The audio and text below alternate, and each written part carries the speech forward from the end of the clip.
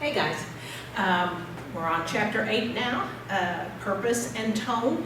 Remember, each one of these is a step toward better comprehension. Your last chapter, chapter 7, was inferences, and that talked about how to draw conclusions based on the evidence that you see in the reading passage. You can also read between the lines, kind of understand some familiar figures of speech and how they sometimes make things hard to understand. So we're going to talk about purpose and tone in this video. Start on page 323. Please treat this, I've said this many times, please treat this like a normal classroom class. Pay attention, take notes, do all that good stuff. The beauty of it is you can go back and look at something again if you don't understand it. Do the exercises when I give you the pause, and I think we'll be just fine. So let's take a look, purpose and tone. Purpose is the reason for a piece of writing. There are three basic reasons that something is written: to inform, to entertain, or to persuade. That's purpose, the reason for a piece of writing. Tone is a piece of writing's expression of attitude and feeling. An author can give you by their tone what they believe that they want you to think, do, or believe. Okay? Look at the cartoon on page 323. Sorry, we have to let you go, but I'm sure you'll land on your feet. And the guy who's being let go says, "Me too, sir, and may I say, when I land on my feet, I hope your chest is under them." Is this guy happy about being laid off? No, he isn't. So that is purpose and tone. His purpose was to lash out at his boss for laying him off and to let the boss know that he wished his chest was under his feet. So those are the two things we're going to be talking about. Let's look at purpose first. You're going to see this again. 3 actual ways that purpose is used: to inform, to persuade, and to entertain. And we're going to look at those. We're going to break those down and look at it. To inform is to provide information about a subject. There really isn't any ulterior motive to this. The author wants to provide facts that will explain or teach something. Generally, textbooks are to inform you. Do they have an author's tone in it, or do they have can they sometimes be biased? Yes, they can. But for the most part, the author wants to provide you facts. Look at the example here. Eating food between 2 slices of bread, a sandwich, is a practice that has its origins in 18th century England. No real opinion here, statement of fact, that's what happened. So that's to inform. The second way that purpose is used is to persuade, to convince the reader to agree with the author's point of view on a subject. The author may provide facts, but his or her main goal is to persuade. And there are ways to show a bias, which we'll talk about in the last couple of chapters, that will let you know that the author's intent, even though they're giving you facts, may be to persuade. One thing that you want to look for are things like value words: good, better, best, wonderful, terrible. Those sorts of things are value words, and they always mean an opinion. Also, the word should or ought, those also give you a signal that it's some form of persuasion.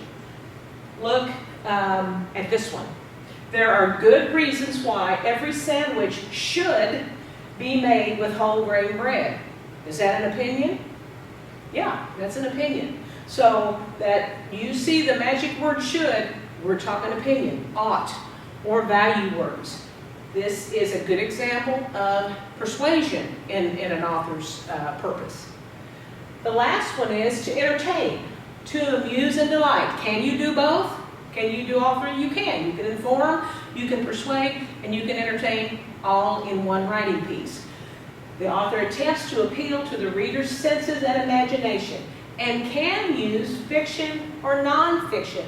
Nonfiction, something that is actually factual, Was there a professor actual factual when you guys went to school? My daughter had that, I think. But nonfiction can be very entertaining because sometimes you've heard the saying, truth is stranger than fact, or no, truth is stranger than fiction. That sometimes it is. Look at the example. What I wanted was a midnight snack, but what I got was better. The biggest, most magical sandwich in the entire world. That's entertaining, but look at these words.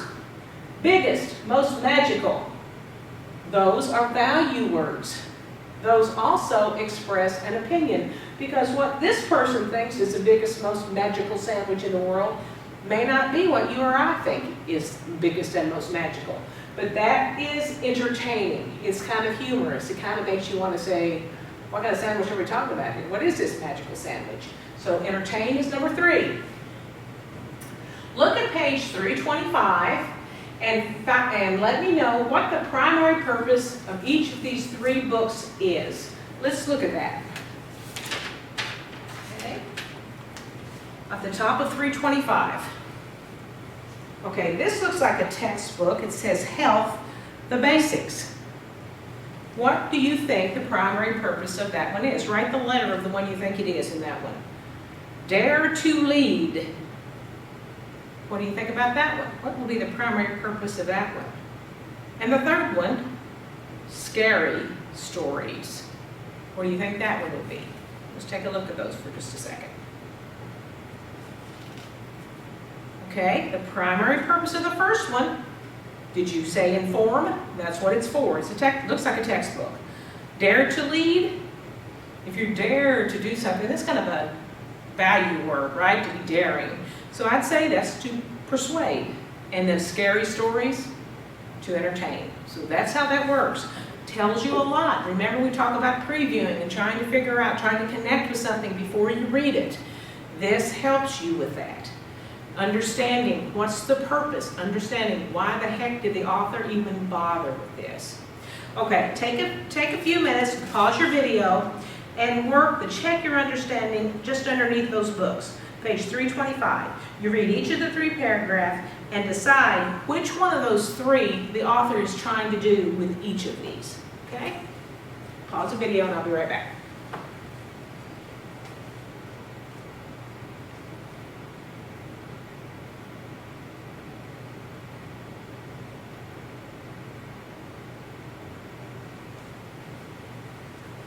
Okay, let's take a look at them. Read them along with me. Number 1, each Saturday morning, TV commercials advertise fast foods and high-calorie cereals directly to children. These ads teach children unhealthy eating habits and have been linked to childhood obesity. Parents must realize how harmful such commercials are and should pressure companies to stop marketing unhealthy products to children. Okay, there are 2 magic words in here that tell you must and should. What is that? Persuade. Okay? Look at number 2. About 113 billion people have lived and died in the history of our planet, according to scientific estimates. Of all these people, the names of about 7 billion, or approximately 6%, are recorded in some way, on monuments or in books, manuscripts, and public records. The other 106 billion people are gone without a trace. So what would that one be? If you said inform, you would be correct. Look at number 3. Because of the war between his medium-sized shirts and pants and his extra-large size body, my brother has made a commitment to only eat 3 meals a day. His definition of a meal, however, is as broad as his belly. If we spot a pretzel salesman or hot dog stand on our way to a restaurant, for example, he is not beyond suggesting that we stop. It'll make a good appetizer, he says. Not a lot of information in this, and I don't think they're trying to persuade you of anything, so it would be entertaining. It's kind of humorously written and kind of funny. Okay? All right, let's go on. Now, I have a practice 1 for you on Blackboard. If you'll go back to your chapter information and click on that, you'll be able to complete that. You complete it like you did your midterm. Okay, you just get on there and answer those questions. It's on the top of 327. Label each item according to its main purpose: to inform, put an I, persuade, P, or entertain, E. So work those 10 and figure out what the author's purpose is on those 10 items. You can pause your video.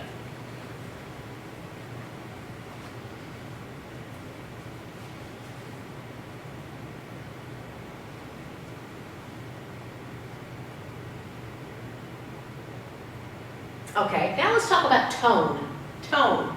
It reveals the attitude the author has toward a subject. It's expressed through the words and the details that the writer uses. Okay? Look at the examples on 329. 329.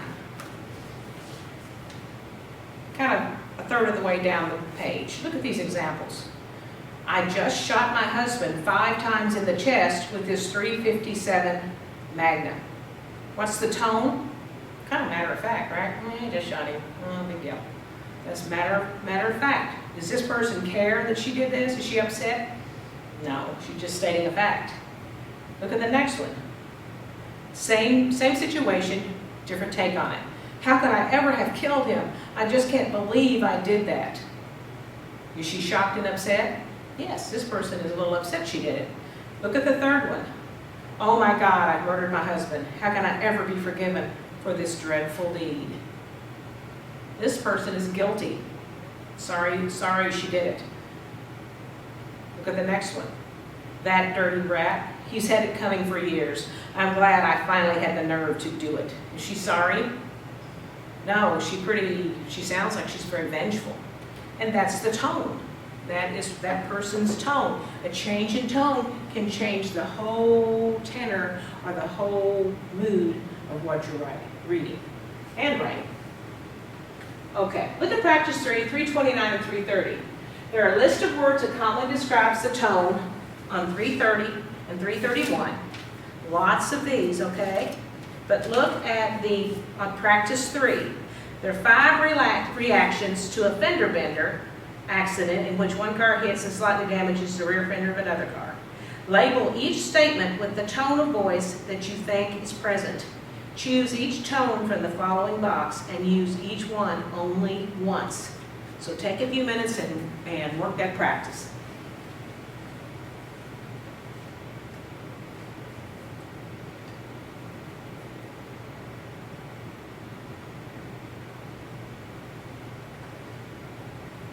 Okay, let's take a look. Are you hurt? Number 1 on page 329. Are you hurt? Are you sure you're okay? Don't move too quickly. Take your time getting out of the car. What tone is that? If you said D, concerned, you would be correct. Look at number 2. I am really sorry. I was daydreaming a bit, which is no excuse. I should have been more careful. What do you think about that one? It's B, apologetic. This person is sorry. Look at the next one. You idiot. If you hadn't stopped short, I would have never hit you. You should be tossed in jail. You could have gotten us both killed. What's the tone on that one? If you said angry, that is correct. This person is angry. Number 4, it's no big deal. Neither of us was hurt, which is all that counts. The damage is slight. Don't worry about it. Did you pick calm? C? That's right. Number 5, hey, this wasn't my fault. Don't even think about blaming me. You're the one that stopped too quickly, not me. I did nothing wrong here. What's that one? It's the only one left. Defensive. That's defensive. See how the same event can trigger different types of tone from people? And it's funny, if you ever run into someone and they are extraordinarily rude to you, you're just as nice as you know how to be and they're rude, don't take that personally because it isn't you. It's not a reflection of you.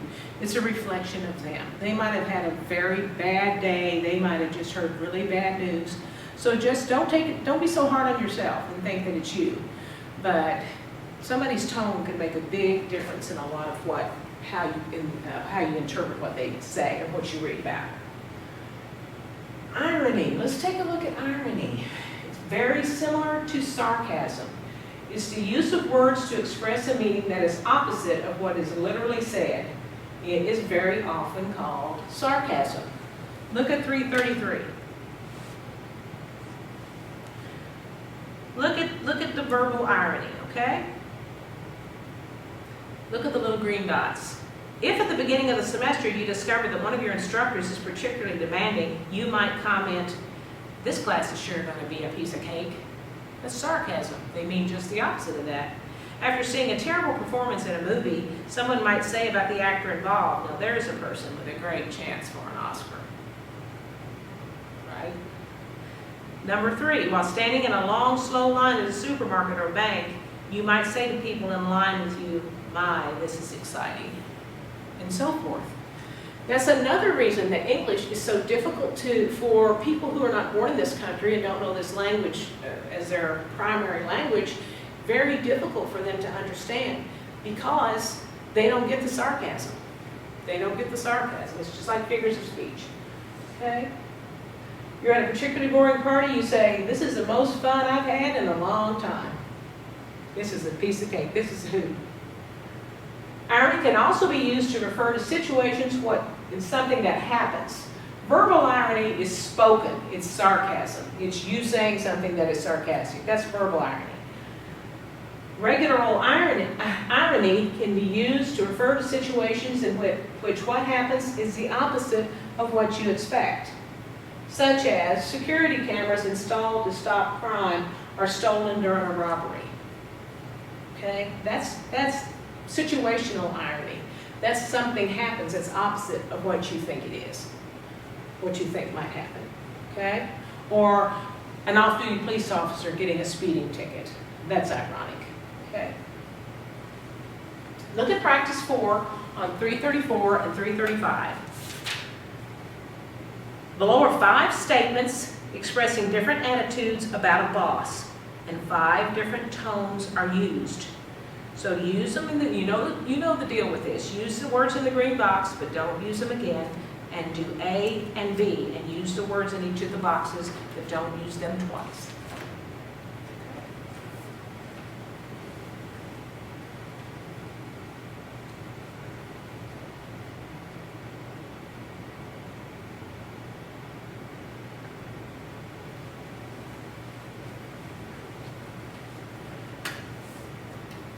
I'm going to do just a few of them, of each one. Let's look at A in the first one. Tony is an excellent manager, the best one I've ever had.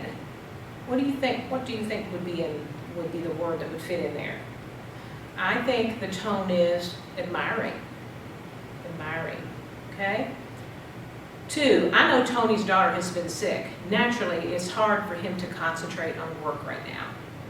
That's more of a sympathetic tone. Number 3, Tony's too ambitious for his own good. That ambition may destroy both him and the company. Very critical, isn't it? Very critical. 4, since Tony Roberts became manager, sales in the appliance division have increased 30%. That's more factual. That's objective. When you're objective, you're just stating a fact. You're not getting your emotions involved. You're stating a fact. Something that is subjective, like the most magical sandwich I ever ate that was in a few slides back, that's subjective because that is subject to someone's opinion. You might think a banana onion sandwich is delicious and I think it's awful. So that's a subjective thing. Number 5, Tony's wonderful, all right. He's gotten as far as he has without the slightest idea how to manage a division. What would that be? That would be ironic. That'd be ironic. We're being very sarcastic with that. I won't do passage B, but you kind of get the gist of it from what we went over in passage A. And double check those and make sure you think you've done the right thing, okay? Any questions, again, email me, call me. Even though I'm not in my office, I'm not allowed to be in my office, I can, if you call and leave a message, it will go to my email, so I can even be at home and get that. And if you need me to call you, I don't mind calling you at all. If you would rather talk to me in person, email me. Anything I can do to help you, please let me know. One more thing. I want you to complete the master practice, page 347 and 350. Read the scholarship black jacket on 347. This doesn't seem like the right number of words. Let's see, 347. Let me look at this to make sure. to 350 is the story. And then the reading comprehension questions that you usually do on a separate piece of paper, those are on Blackboard now. So complete those questions on Blackboard. Remember, those discussion questions, those last 4 where I ask you to relate it to your own life, those count as 10 points apiece. Don't just slap an answer in there. I want to know that you thought about it. Don't just do what's easy, do what's hard. That's what makes you above others as far as having more opportunities, okay? So that's the end of this. That wraps up chapter 8. Just do these and you can move on and study this again if you need to.